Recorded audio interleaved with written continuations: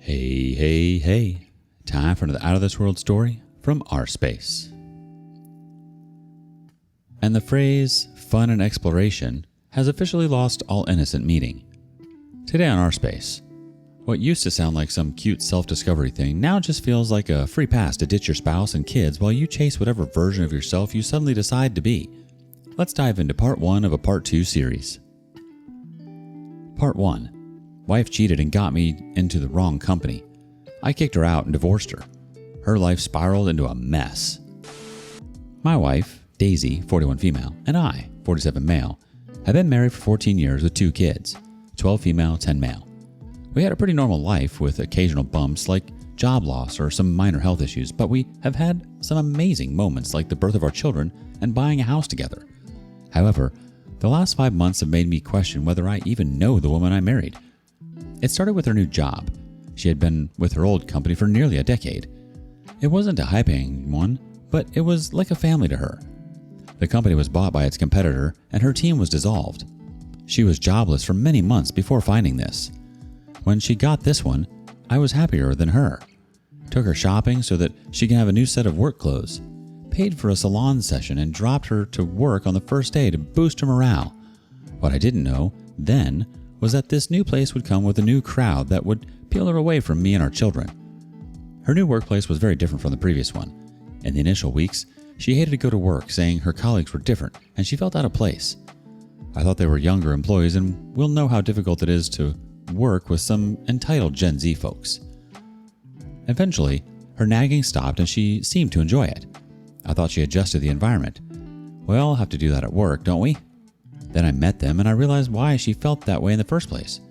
She'd invited them over for drinks. I came home from work to find the house echoing with loud voices and laughter. At first I thought, good for her. She deserves friends who make her laugh. As I watched, I felt uneasy. They let out a very disturbing vibe. One of them was a divorced mother of a 4-year-old girl. She carried that brittle energy of someone who'd been burned and was still carrying the torch of anger. Every joke had a sharp edge. Felt like she hated her ex-husband so badly that she wanted to kill him. Another was in an open relationship with her boyfriend, which she felt was the best setup to the modern lifestyle. She kept throwing around words like freedom and fluidity, laughing at the idea of ever being tied down to one person. The third one was the hardest for me to even place. She was going through some identity crisis. I don't want to sound jerk, so I'll directly quote her instead. Still figuring it out. Lesbian on some days, but trans on most of the week. I don't know what that means. If you guys can figure it out, let me know. Honestly, I didn't like them. It wasn't about what they did in their personal lives, not really. It was how they carried it like a weapon. Every comment seemed like a subtle attack on men. They were those kind of women who would bash men for not opening the door and also opening it. If you open, you'd be patronizing them. If you don't, you're rude. Either way, you cannot please them. I don't like the way they looked at me when I passed through the living room, like I was some outdated husband dragging my wife down from the exciting new world. After they left, I brought it up with Daisy gently, asked her if these were the colleagues who resented her initially. She brushed off the question, saying it doesn't matter. One has to adjust to change. I reflected on the last weeks and realized Daisy had changed. Her choice of clothes, makeup, she hated it before joining this place, her schedule, and most importantly, her attitude towards me and the kids. I mustered the courage and told her that I wasn't sure they were the best influence. She bristled immediately and said I had no right to judge anyone's choices, that people live differently, and I should get used to it. I said I wasn't judging, just concerned. That word concerned lit the fuse. She accused me of being controlling, old-fashioned.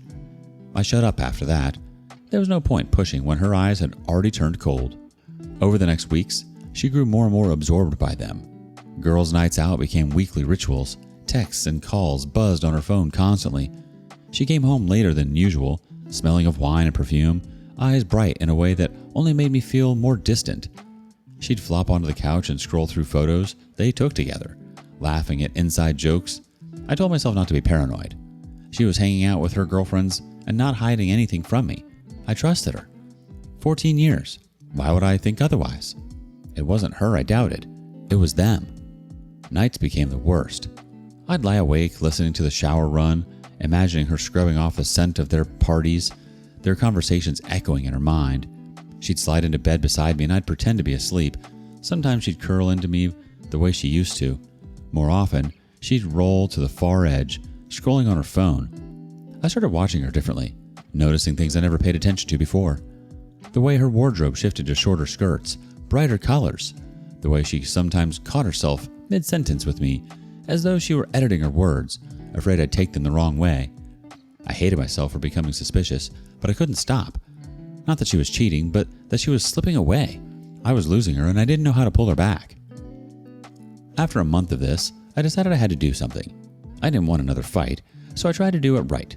I planned a date night, booked a cozy little restaurant we used to love. I thought if I set the mood and opened my heart in the right way, maybe she'd hear me. And at first, it was working. We cuddled and laughed. For a while, it felt like old times. Then, between the appetizers and the main course, I told her about my fears. About how I trusted her but didn't trust her friends, how I felt left behind, like she was slipping into a world I couldn't follow. The worst I expected from this talk was anger, but what I got was far worse. She listened patiently, nodded at the right moments. Her eyes softened like she understood. I thought maybe I'd reached her. And then, when I was done, she leaned back and said, "I get you. Was in your place before joining this company. Had no idea where the world was heading. Was living under a rock. Trust me, things are not the same anymore. It's so liberating and fun. You've got to experience it to feel this way." I just stared at her, dumbstruck. She wasn't reaching across the table to reassure me. No, she was suggesting I join them, hang out with her friends, and catch up with the new world. That was the last thing I wanted to hear. To hang out with her pseudo-feminist friends? I pushed back. Thought I didn't need to reinvent myself to fit into her new circle. I was happy with who I was. Just that I wanted us, her and me in our life, the way we used to be. She looked at me like I was a fossil buried in the sand. "You don't want to change. You'd rather stay stuck in your bubble than grow. You're exactly what's wrong with men. You think the world should stay the same just because you're comfortable." She was literally screaming, and people around us gave us a look. I reached across the table to calm her, but she shoved her chair back and stormed out without finishing her dinner. I didn't even stop her. Finished the food and came back home, thinking she would have already reached, but she wasn't there. I didn't fuss over it or check on her. Usually I would have done that to ensure she's safe. Now that she talks so much about independence and man-free world, I have stopped caring about her. She came back the next morning. I asked where she was. Replied in a sentence, "Went to Cindy's to cool off." Cindy is her co-worker, the one who got divorced a year ago. I was like, "Do you understand what you're doing? Our kids look for you when you're not home." They're not an adult yet. It's not a good thing when they find their mom not returning home at night. How are we going to discipline them if we do such things? She rolled her eyes and went to shower, got dressed up and went to work. I sat there contemplating the future of my marriage and my kids. It's been a week since then. I have tried snooping into her phone to find the truth, but she has changed her password. I don't want to get into any stupid argument by asking for it. The other day, I thought of following her around and installing a device in her car and maybe pursue. I read a post of some guy doing that to his wife. I'm not sure how that works. I don't want to get caught and make a fool of myself. Do you guys know any other ways to find out the truth? I strongly think she's cheating on me, but need evidence before confronting her. Edit to add. I have explored hiring a PI. It's too expensive a service in our town. I'm not in a position to spare that much. New friends, new interests, new wardrobe. Fine, change habits. But the way she's been prioritizing her new circle over her family is concerning. She's actively distancing herself from the people who've been constants in her life for over a decade. And shut down your attempts to communicate. Accusing you of being controlling when you're simply expressing concern is a red flag. You're not being paranoid for noticing the changes. You're noticing a pattern of emotional withdrawal. Update 1. Updating it only because a lot of you asked for it. So yeah, I found out the truth, and it's murky. The day after my last post, I came home from work and saw her getting ready for another girls' night out. She was in her bedroom, dolled up in a tight dress and makeup, humming to herself. I couldn't shake the feeling that I had to know what was really going on. So I dropped the kids to our neighbors for a few hours and followed her. She drove to her coworker's place, the one in the open relationship. I parked a block away and sat there for an hour, watching the apartment building. A few guys went in, and I couldn't tell if they were headed to the same place. My mind was racing, imagining the worst. Then I noticed a cafe across the street with a clear view of the apartment. I grabbed a coffee and staked out a spot by the window. The curtains were drawn, but after a while, the two guys and a woman, not Daisy, and any of the 3 coworkers I had met, stepped onto the balcony for smoke. The woman kissed one guy while the other had his hand on her waist.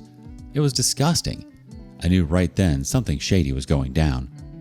I couldn't sit still anymore.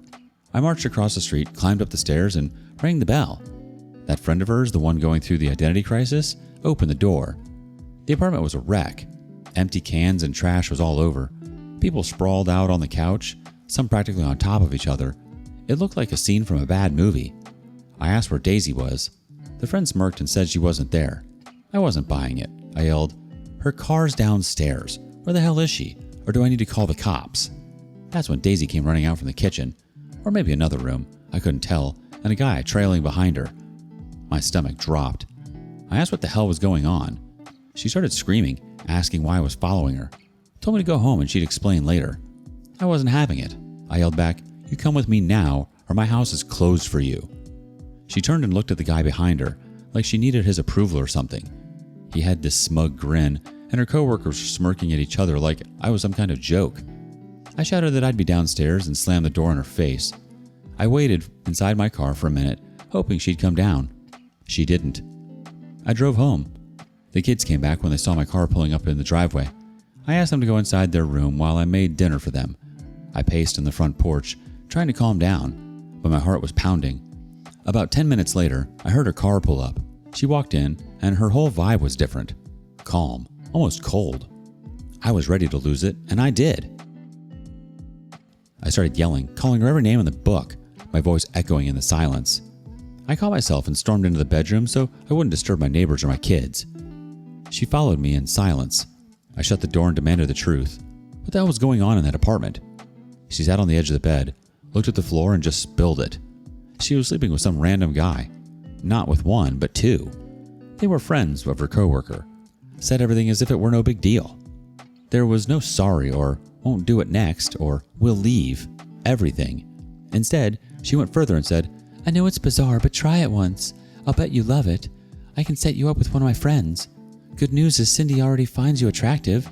Just spend a few hours with her and you'll see your mind and body at peace." I wanted to puke right on her face. I stood up and told her it was over. Pack your stuff and get out. Do whatever the hell you want with your life, but not until we are divorced.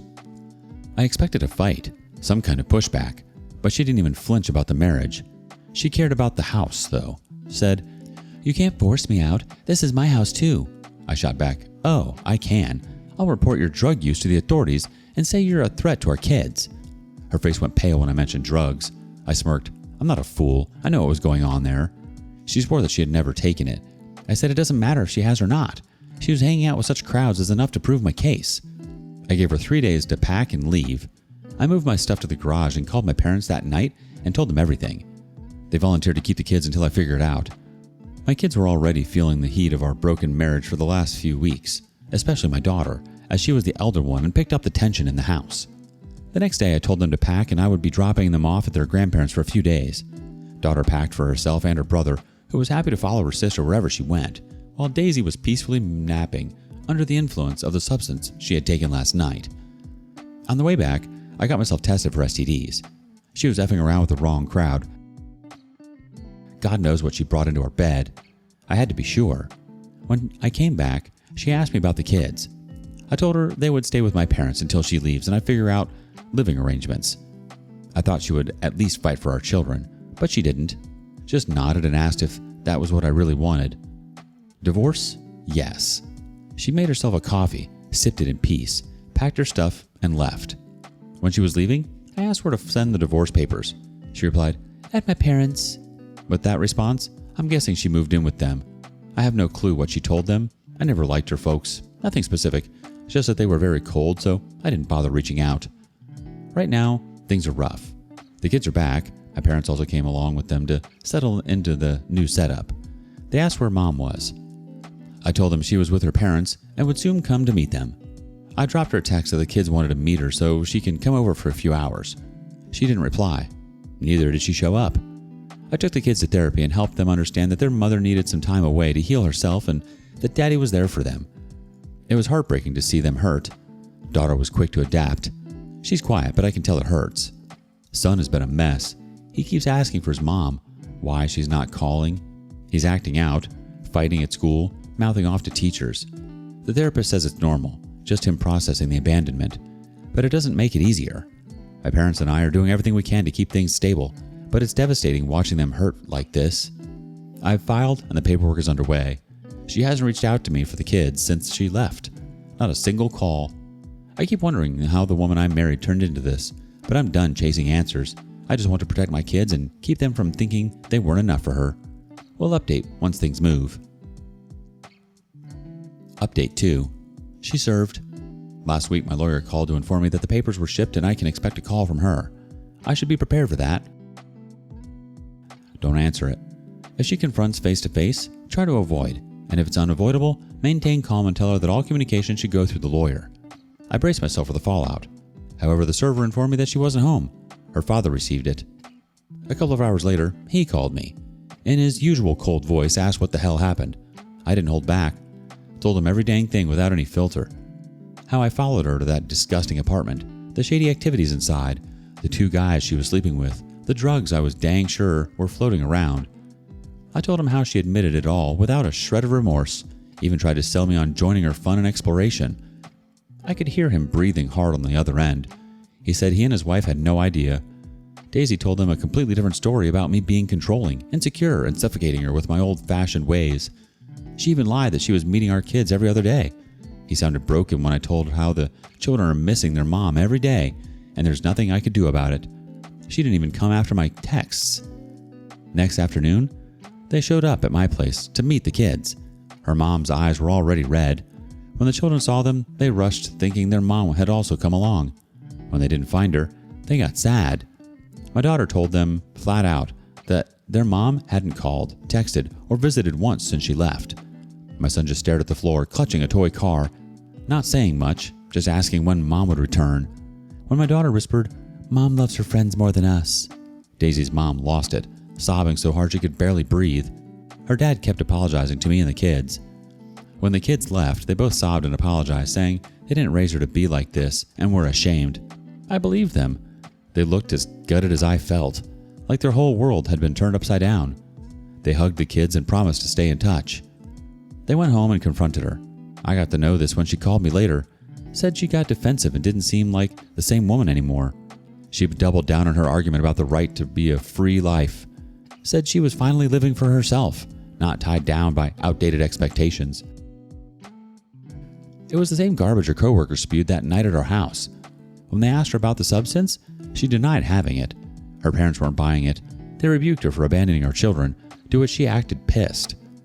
They told her to find her own place within a month, that they weren't running a hotel for her nonsense. She begged them to let her stay until the divorce was settled, and she got alimony for me to start over. They caved after she promised to make it up to the kids. He told me that he allowed her only because they didn't want her on the streets. She hasn't reached out to the kids yet.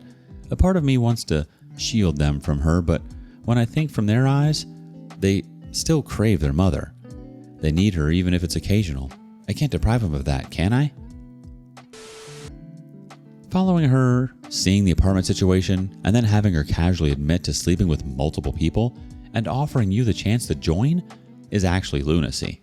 It's one thing to explore yourself, but it's another to actively pull the rug out from under your family and then spin it as if you're the problem. Oof. I'm sorry, OP. It's heartbreaking that the kids are feeling her absence, but what stands out is your presence. You're consistent, you're there, and you're making sure they know they're not at fault. That matters far more than anything she's doing right now. Daisy's choices reflect her, not the value of the family she left behind. Have you ever watched someone you love change so much that they start feeling like a stranger? Share your stories with us in the comments below. And thank you for joining us today on rSpace. Be sure to like and subscribe and hit that notification bell so you don't miss out on our next video. Stay tuned for part 2.